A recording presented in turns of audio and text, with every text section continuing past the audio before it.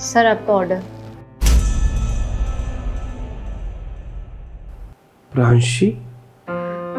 अक्की? अरे अक्की, देखो मैं डाइनिंग टेबल लेके आई हूँ। हाँ, बहुत खूबसूरत है। कितने की लेकर आई? 45,000। 45,000 अच्छी है। मैं नहीं ला पाया तो तुम ही ले आई। काफी दिनों से सोच रहा था कि मैं ही ले आऊं, पर मेरा हिसाब बना नहीं। ये मेरा तुम्हारा कहाँ से आ गया बीच में? मैं तो बस ये कहना चाहता हूँ कि मेरी सैलरी कम है और तुम्हारी ज्यादा। अक्की तुम इस तरीके से क्यों रिएक्ट कर रहे हो?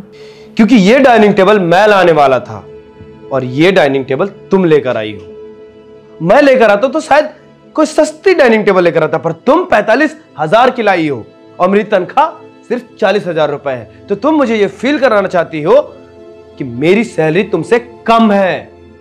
अक्की ये डाइनिंग लाके मैं तुम्हें ये फील नहीं कराना चाहती थी कि मैं तुमसे ज्यादा पैसा कमाती हूँ। तुम चाहते थे कि डाइनिंग आए और ऐसी डाइनिंग तुम चाहते थे, इसलिए मैं लेके आई। तुम गलत समझ रहे हो मुझे।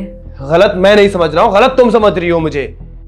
अक्की मैं तुम्हारी बीवी हूं, चाहे मैं पैसा कम कमाऊं या तुम ज्यादा कमाओ, या तुम कम कमाओ मैं ज्यादा कमाऊं, क्या फर्क पड़ता है उससे? तुम मुझे ये फील करा रही हो कि ये घर तुम चला रही हो, मैं नहीं। अक्की ये तुम्हारी सोच है, मेरी नहीं। तुम सोचते हो कि हम तुम अलग हैं, पर मैं ऐसा कुछ भी नहीं सोचती हूँ। और तुम हमेशा यही सोचते हो कि मेरा पैसा ज्यादा है और तुम्हारा कम।